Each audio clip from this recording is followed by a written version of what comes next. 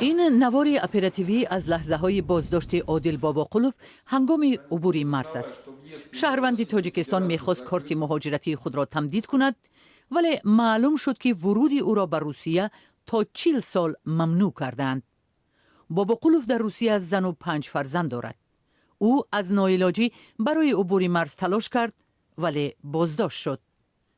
او تلاش کرد غیر قانونی به حدود روسیه وارد شود.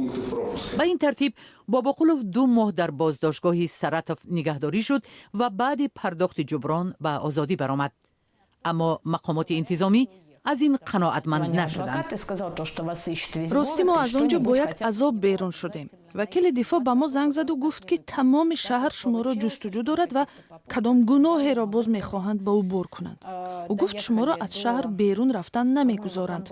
ما یک علاج کرده با ماشین های راه تا ولایت تنبوف خود را رساندیم. بعداً به برادرش زنگ زدیم و او ما را با این سرگردانی باباقلوف ها پایان نیافت، چون که منع ورود به روسیه باقی مانده بود. آنها عائلوی تصمیم گرفتند که عادل باباقلوف به ترکیه رود و همسرش مشکلات منع ورود او را در دادگاه حل کند. اما در ترکیه نیز این مهاجران نپذیرفتند و او را بازپس فرستادند. در همین جا دوزخ شروع شد. مرزبانها او را راه ندادند. به تاجیکستان هم به بهانه آنکه پرواز مستقیم ندارند نفرستادند. با او خوراک نمیدادند. او در کدام اتاق محکم بود. وکیل مدافع میگوید عادل باباقلوف در فرودگاه گرسنه و در شرایط طاقت فرسان نگهداری میشد. بالاخره او مجبور شد که فرار کند. باباقلوف دست خود را زخمی کرد و او را به بیمارخانه بردند. او از آنجا نیز فرار کرد.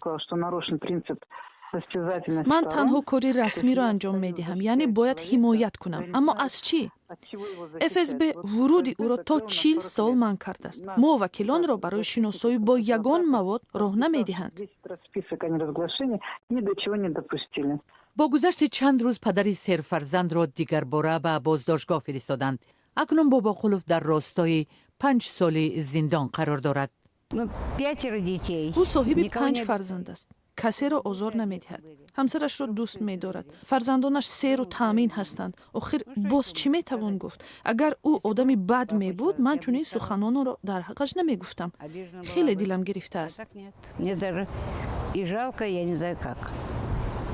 خود مهاجر تاجیک هم نمیداند که برای چی او حق ندارد به روسیه وارد شود. مقامات پرونده را مخفی کردند. پیوندان نیز حیرانند که چرا حق همزیستی با پدر و شوهر برای 40 سال از آنها گرفته شد.